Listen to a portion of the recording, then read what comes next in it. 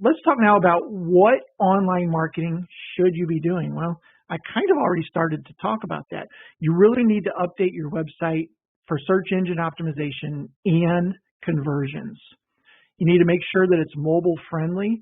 So Google came out earlier or late last year and basically said, we're actually going to split our index into two separate indexes, and one being desktop searches, another one being mobile searches. So if your site is not mobile friendly or what's called responsive, then you can actually show up in a desktop search for somebody, but not show up if they're searching for that exact same thing on a mobile device.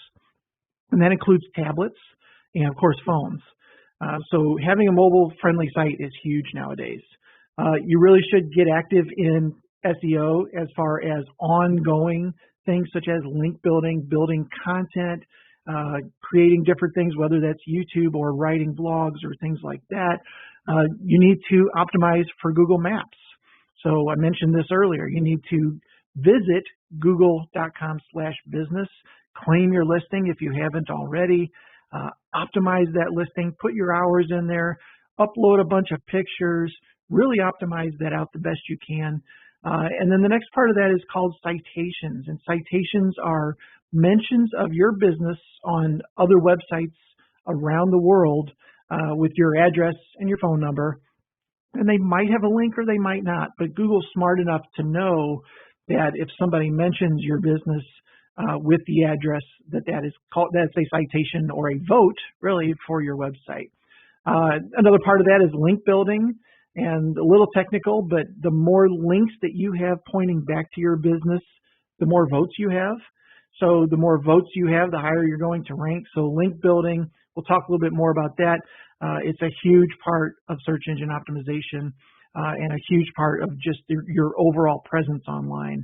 And then, of course, some sort of a review request process. So a lot of businesses want to get those positive reviews, but maybe don't have an easy way to get those, or they forget to request, to leave us a review. It could just be that easy.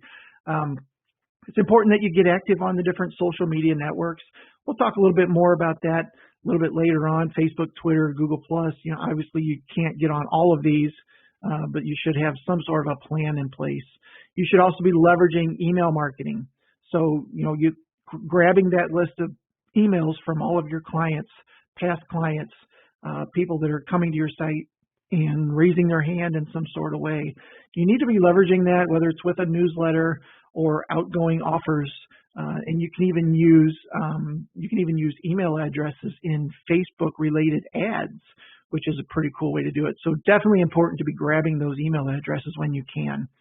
And then, of course, the paid channels, AdWords, pay-per-click channels, paid directories such as Angie's List, Yelp, City Search, lead services like Home Advisor, House, some of those. So there's a lot of steps, in doing all of this. And, it's kind of silly to do all that and not know if it's working. So the greatest thing ever about digital marketing is that everything is trackable and measurable. So if you do a Facebook campaign for 30 or 60 days, you'll have the results. You'll know how many people clicked, what they did, how long they looked around, and how many people filled out a form. So you'll know your conversion rate, things like that. Everything is trackable. Everything is measurable. So you can take that information, tweak what isn't working and what is working, and adjust so that it's working better for you.